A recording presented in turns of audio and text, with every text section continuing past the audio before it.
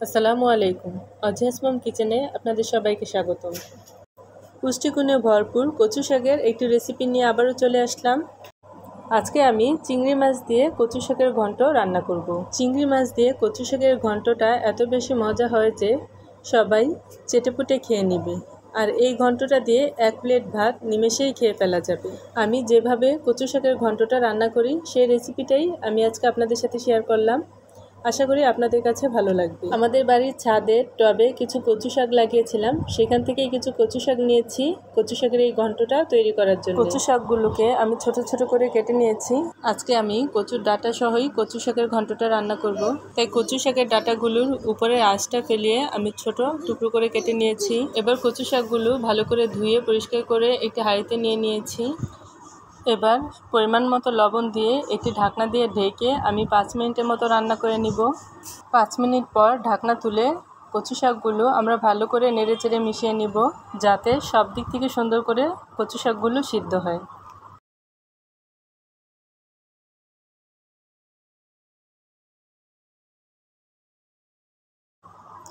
ভালো করে মেশানোর পর কচু শাকটাকে আবারও ঢাকনা দিয়ে ঢেকে আমরা সিদ্ধ করে নিব।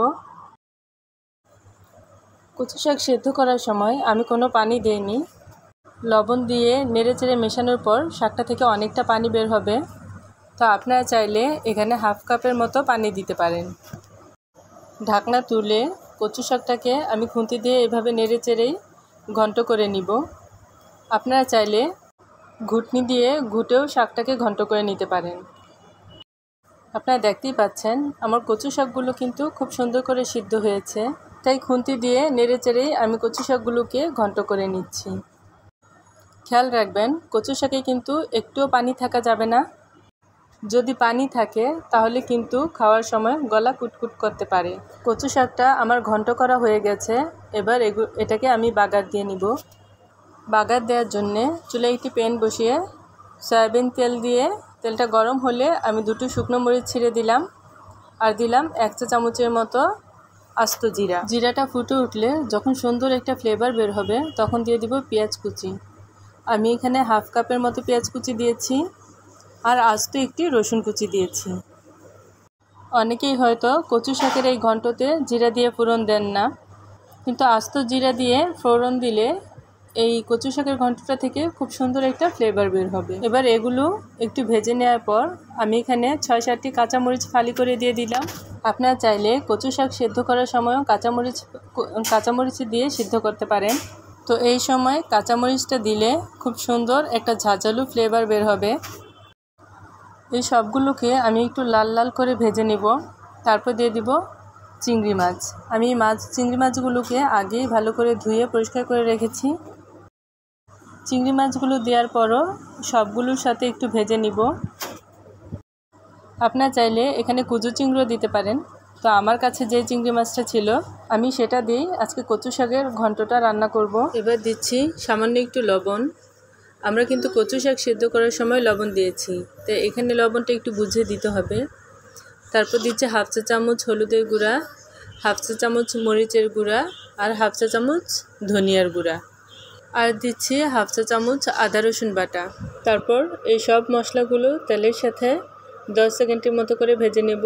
এতে করে মশলার কাঁচা গন্ধটাও দূর হয়ে যাবে আর কালারটাও অনেক সুন্দর হবে।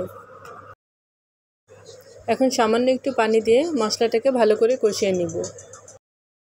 মশলাটা যখন কষানো হয়ে যাবে, মানে তেল মশলার উপরে চলে আসবে, তখন আমাদের সিদ্ধ করে রাখা কচু শাকের ঘন্টটা দিয়ে দিব। কচু শাকের ঘন্টটা দেওয়ার পর মশলার সাথে নেড়ে চেড়ে ভালো করে মিশিয়ে নিব। উল্টিয়ে পাল্টিয়ে কচু শাকটা মশলার সাথে ভালো করে নেড়ে চেড়ে মিশিয়ে নিতে হবে। কচু শাকের এই ঘন্ট অনেকে অনেকভাবেই রান্না করে থাকেন। তো আমি যেভাবে রান্না করি সেই সহজ রেসিপিটাই আপনাদের সাথে শেয়ার করলাম। আশা করি আপনাদের কাছে ভালো লাগবে। আর আমার এই রেসিপিটা যদি আপনাদের কাছে ভালো লাগে তাহলে একটা লাইক দিতে ভুলবেন না। আর আমার চ্যানেলটিকে সাবস্ক্রাইব করে চ্যানেলটির পাশেই থাকবেন। চুলার আঁচ কমিয়ে রেখে বারবার কচু শাকগুলো নেড়েচেড়ে মিশিয়ে নিব, যেন সমস্ত কিছু কচু শাকের সাথে ভালো করে মিশে যায়। আমি 3 থেকে 4 মিনিটের মতো কচু শাকটা ভালো করে নেড়েচেড়ে ভেজে নিয়েছি। এখন এটা পরিবেশন করব।